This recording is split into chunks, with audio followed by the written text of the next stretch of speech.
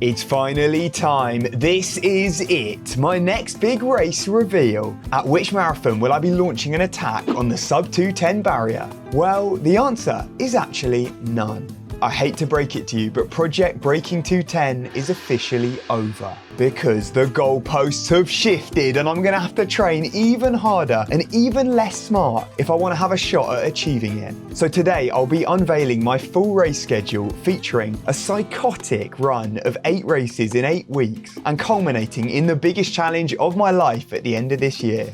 Now, if you're new around here, I know what you're thinking. What is this guy on about? How is he possibly going to run well if he's trying to smash out a race every week? Well, if you've been watching the channel for a while, then you probably know that my training's a little bit unorthodox, I guess. But I'm taking inspiration from the great Yuki Kawauchi, hitting those weekly races and using that to level up my fitness. So I'll explain in this video the method to the madness and also be revealing my big target race near the end, because everyone keeps asking me when's my next marathon. Well, it's finally time to spill the beans on that. So we've got plenty going on and I'm gonna be talking about this whole training block, breaking it down. And hopefully that's the only thing breaking and not my body, because I've got to admit my training approach is a little bit unorthodox, but what's the point in training like everyone else? Where's the fun in that? So I just see this as a science experiment. I'm just trying to push the boundaries, see what's possible with some below average talent levels for a pro runner and see whether I can make up for that by just training a whole lot harder. So I'm just biking back to my house after going for brekkie. I realised recently that it's actually cheaper in Tokyo to hit a restaurant for this than whipping up some monstrosity of a meal at home. Ever since the altitude camp in Fujimi, where we had rice for 3 meals a day, I just can't get enough of it. So my new daily brekkie spot is Yoshinoya. Any of you lot that come to Japan and want a classic Japanese meal to kickstart the day, this is the place. They've got all the staples: fish, beef, eggs, ham in a set meal format that comes with miso soup and a few little extra side dishes, plus the essential unlimited rice. You heard that right. So after my first course, I'll always order round 2 of rice for free and pair that with a couple cups of mocha, and geez, that's a winning combo right there, a breakfast and a half after your morning run. All of that for just £4 or $5. I mean, that alone should be enough for you to book the next flight out here. Unreal. But now the refuel is complete, it's time for the next step in my recovery process. So I'm in one of my many recovery tools. I feel like I've got so much random stuff, but this one's a foot massager. But it actually works great for the calves. So whenever I've got a little bit of tight calves, I'll just stick them in there and it just squeezes it. It's like, yeah, self-massaging. But anyway, let's chat about this race calendar coming up for the rest of the year. So what I've done is I've picked out my main race. This is kind of how I structure things. Maybe 3-4 months in advance, I'll pick that out and then I work back from there basically. And with me, because I do so much solo training, I'm on my own. Like, it's obviously really hard trying to rip those long solo marathon sessions. It's so much easier if I'm in a race environment. So then I've tried to pick out a ton of different races. And to be honest, races are just fun, aren't they? Like, you get to travel, I get to see all these different parts of Japan. In fact, I can see right here my Racing Across Japan map over there. But yeah, I've been ticking it off pretty nicely, covering all the red areas are the prefectures where I've raced in so far. And I try and line up a lot of those races as like key sessions. So instead of doing, let's say, 5 by 3K on, 1K float, right? It's a classic sort of half marathon session. Instead of just doing that around the local park on my own, I'm gonna instead enter a half marathon race, because it pretty much adds up to what, 20K, and then I can just kick down the final K, and that's your session right there. There'll be people around, there'll be crowds, and you can't beat that race adrenaline. I can always get way more out of myself in a race, even if it's a practice race like that, than I ever could in a session. But the biggest key here is to not taper for the races. So if I'm using them as training, I'm doing 8 races in 8 weeks. If I was tapering for all of them, like cutting my mileage down, then I'd never actually get any training in. So I'd end up just losing fitness because I constantly be dropping my mileage. So the trick here is I fill in the mileage as well in my training calendar. I put all that in, so I schedule in pretty much 2 80K weeks every single week, with maybe the odd sort of down week here and there. And then I make sure those races, I treat them literally like a normal session. So I train completely normally up into them and then do the race. So I'm always coming in tired. It means even though I'm pushing really hard during it, I can't give 100%. I can't absolutely kill myself, which leads to a whole load of extra recovery.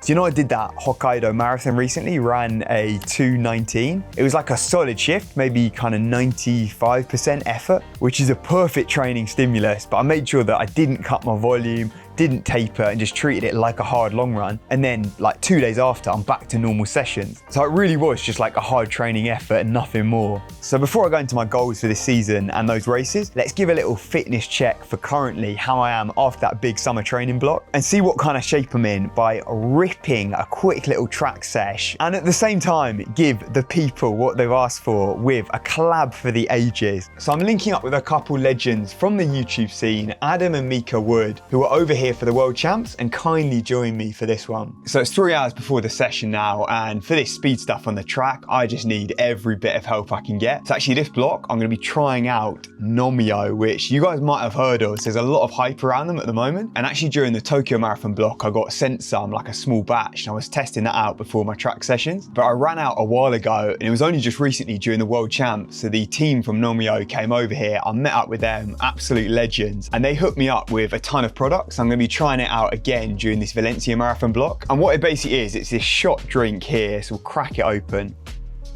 or we'll try to at least. Mate, I can't be this weak, come on. Yeah. So it's a good form of strength training as well. But yeah, you take this shot 3 hours before you're doing some like harder session or races where you're gonna build up lactic. The idea is that it helps to flush out the lactic and reduce the amount. So it should basically improve the quality of training, mean you can hit faster times pretty much. So let's give it a go. And the active product is ITC, which stands for something which I'm not even going to try and pronounce, but it's derived from broccoli sprouts. So it's completely natural performance enhancer, a bit like before I've taken beetroot juice. And this is kind of the new wave. So everyone at the World Champs, like Cole Hocker, Andres Almgren, like a whole bunch of guys were testing this out. So if it's good enough for those guys, then it's definitely worth me trying out. And hopefully that can just give me a tiny bit extra in training and with the recovery leading up to Valencia. But the proof will be in the pudding. So it's time to hit the track and see how we get on. So I'm sure most of you guys know the Woods already, but they live in Utah where there's a bunch of elite runners. And Adam's a marathon man too, with a 2:18 PB and definitely a whole lot more potential there. And then Mika's run some rapid track times like a 15:36 5K, but she's moving up to the road soon. So for this sesh, I had a training partner and filming help. What more could you ask for? Well, a track for one, because suddenly it looked like the session was over before it even started. Because I studied for 1 year at a language school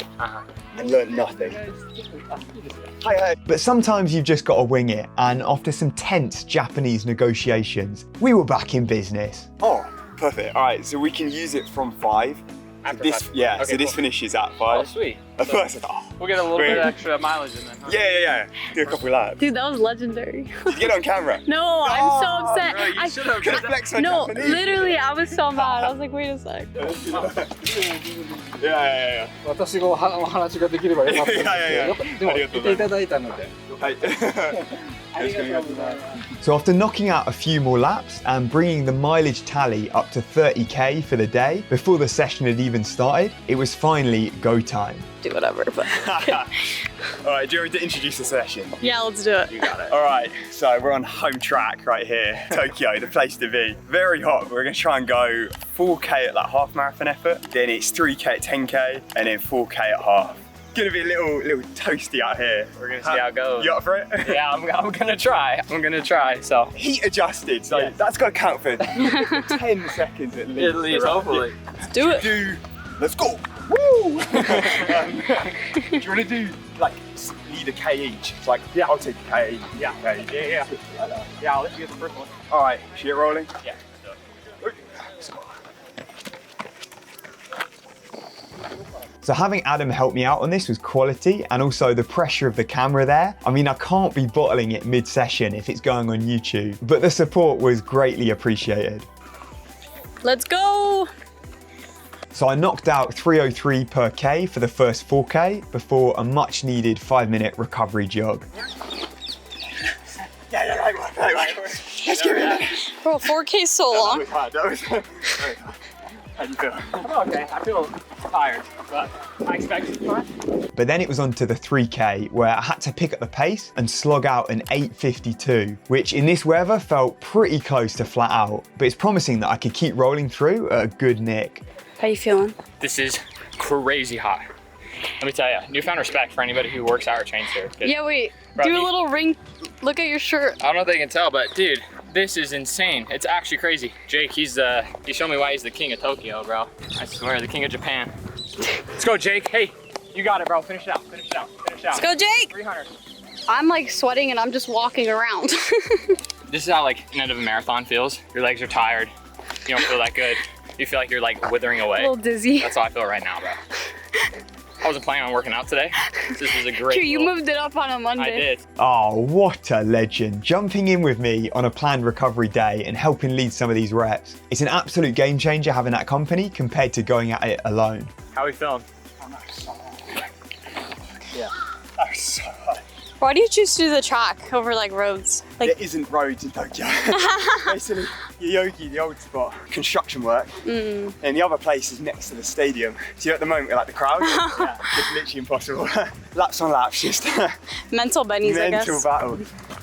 Oh, come on. And the final 4K was pure survival mode, but I managed to cling on to 304s and tick off one of my best sessions ever. And definitely something that there's no way I'd have been able to do last summer, so there's definitely some tasty fitness brewing.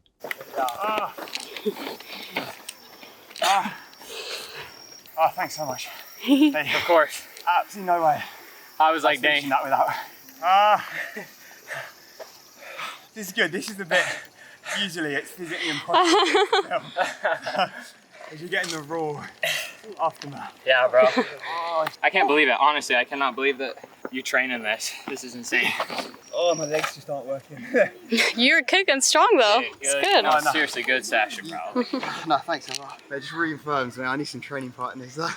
Just if I could have that every. Dude, no. Come to Utah. I swear. Hey, you touch You have Connor Mance He and has to Clayton change his Young. name. Ran to Utah. Yeah, just like switch every year. Like Rantita, it doesn't quite have the same ring. Doesn't got the ring. running with the Mormons. Yeah.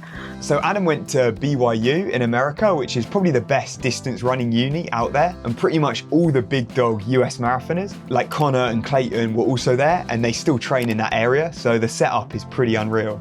Yeah, I did my first marathon at 23, and everyone was That's like, young as well. yeah, everyone's like, oh, bro, you're gonna be running a marathon for the next 10 years. You don't gotta be in a rush for Yeah, nothing. I find it so much fun. I hate the track. Yeah. The last thing I want to do is just like rip a 1500 or Oh, 5K or like spike up. Oh, No, I mean, dude, that's why I went full marathon after like college, because it's like you literally live like a professional runner kinda. So it's like, mad in America. yeah, so like track training is like super easy because you got a squad. But trying to track train alone is like, so great. you can't do it. That's why I'm doing my first marathon this year. I'm like, I need a break from the track. Yeah, she was training alone for a Because little. I was trying to actually qualify to the World Championships. This guy. Okay, Yeah, like so- I was trying so hard. I'm like, this should not. It's so different. The standards are just crazy. And the next morning we hit up a tour of the city to get a bit more chat in. So I'm here with YouTube power couple. We've got the woods here. So the people have been calling for the collab. Strava's been popping off and we hit a little track workout yesterday. How are we feeling now? Feeling good. Tired, a little knackered, but we're feeling okay. It's very hot and humid. Yeah, I'm dying out here. Yeah, how are you finding Japan so far? Oh my gosh, well, it's a great place. Training and running all seems good, but the humidity and the heat is next level. A little bit of a killer. I don't experience anything like this in the States, I swear. Yeah, because you guys are up at altitude, like a ton of good runners there, but I guess it's very different like conditions Yeah, to no. here. Humidity is definitely tougher, I find. Yeah, I'm with you. I'm always complaining in my videos, but I'm glad that I've got backing now. Can really prove that it is that bad. Everything he says is true. It's legit. Can confirm. Thoughts on Japan, the overall vibe? What like favourite food, favourite places? What have you liked so far? Favorite food so far? It's basic, but I like ramen, obviously. Classic. Classic. And I mean, we've seen a lot of the town, but we've mostly been doing like the track athletic Yeah, stuff. yeah. So we're gonna see more of Japan here soon. Yeah, we're going to Kyoto today for like a couple days. So we're gonna try all the matcha spots. Yeah, I picked up a small matcha addiction last time I was in Kyoto. It's so good though, genuinely. Yum. And then, yeah, you guys have been going to quite a few of the track like races as well. Yeah. It's been sick, I think, so far. It's been amazing. It's been incredible. What's your favourite race so far?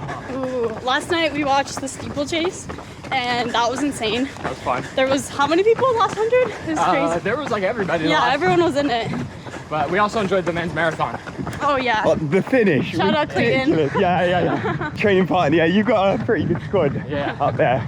But it's been pretty sick champ so far. And then I guess you guys filming a little vlog for your channel, covering the whole thing.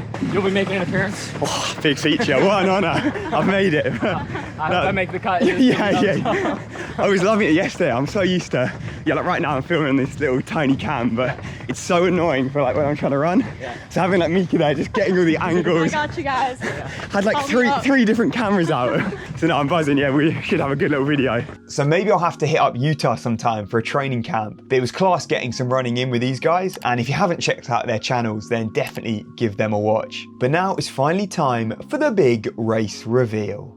So my fitness is definitely in a very good place at the moment, and that leads into the goals. So what I'm actually targeting then for this block, we've got 3 of them basically, 10K, half and marathon. So first up with the 10K, I won't actually be targeting an all-out PB attempt. It's more just trying to get in the shape that I think is equivalent to like a 2:10 marathon. The sort of speed I think I need to be able to hold then the marathon pace. And I think for that, if I can get in around 28-30 shape, that should be enough. I reckon at the moment, I'm very close, if not there already. And so if during a time trial kind of race, I can hit a sub 29, I think that would be quality, like without a taper and stuff. And that would be the 10K ticked off. But then next up we come to the half marathon, and I'll pop on screen right here the lineup. So this is the 8 races in 8 weeks. You can see we've got 2 kind of key half marathons here. The other ones, like the half marathons and marathons, are used as kind of training efforts. So they're just going to be like hard stimulus, get a good run out. It's a lot more fun than just lapping it around the park. But I'm going to be attempting a PB at the Legacy half and then the Ageo half. The Legacy one's a little bit of a tougher course, and also it could be hot because it's kind of early in the year. But if it's good conditions, then there I'm going to be shooting for around 62-30, and actually a bunch of the Suzuki boys are going to be doing that one as well. So all those teammates that I was running with over the summer, they're targeting that as a big one. So I just have to try and jump on the pack there and get a bit of friendly competition going. And then we've got the Ageo half, which is actually the first race I did in Japan 2 years ago, and I ran at the time a PB 65 there, and that's again ridiculously stacked. I came 150th maybe in that race, running a 65 minute. And in that one, if everything goes according to plan, I'm going to try and dip 62. So if I can break the 62-minute barrier, I think a sub 2:10 marathon is 100% on the cards. And that will be my last big effort, like 3 weeks out from the target marathon, which brings us to Valencia in Spain. I'm sure a lot of you predicted it. It probably doesn't come as much of a surprise because every single good runner in Europe is hitting Valencia. From what I've heard, it's basically the cheat code for PBs. It's a dead flat course, perfect weather every year, and you just got these huge groups you can sit in and just roll the entire way. And that's the reason I actually chose to do it. So it's December the 7th, the same date as Fukuoka Marathon in Japan, which was the one I did last year. And that's a sick race. Like the weather's good, the course is flat, but the issue is the groups, the pacing, with these Japanese, it's absolutely mental. And so these guys just hammer it at the start, but to try and run an even pace, to run a 2:10, it's gonna be near impossible in any Japanese race. So every single good runner in Japan, whether they're in like 2:15 shape, 2:10 shape, they'll go out at 2:06. So from the sound of it, Valencia is just the dream, and there should be a big pack, especially because my new target, in fact, isn't a sub 2:10. We're updating it. We're pushing it another 30 seconds. It's got to be sub 2:09:30.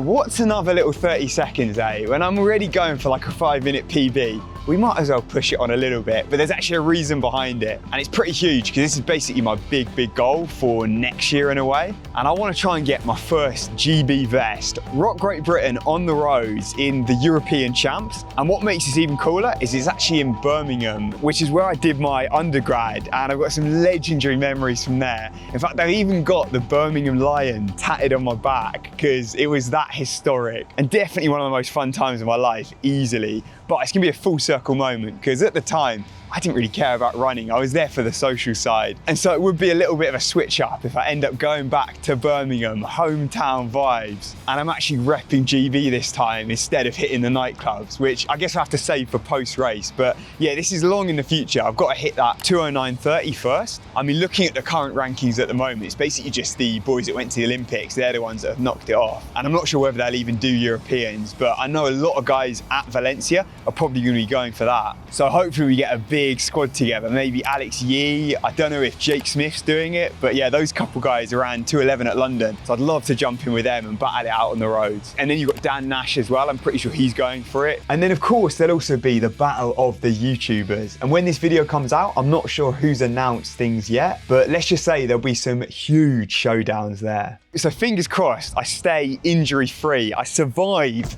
this absolute monster of a block, and then we can hit up Valencia at the end of the year for the big one. And then that still leaves me a fair bit of time because the qualification window, I think it ends in April maybe. And actually they're using London as well as a qualifier race for the European champs. So it's like you either hit the time before or you come top 2 at London. And then I think you get automatic. So there's a few different ways in, but either way, you got to run quick. So we're going to try and tick that off in Valencia. So actually, any of you guys that are racing Valencia, then let me know in the comments. I might try and do some little shake-out run when we're there, meet up, some kind of thing. But yeah, I'm buzzing to get out there. It looks quality. And obviously, you can follow along with this whole training block as I try and hit those 8 races in 8 weeks. But yeah, it's going to be pretty action-packed. So if you're not subscribed, then get on that right now. But this has been Jake with Ran to Japan. I'll see you in the next one. Remember, train harder, not smarter.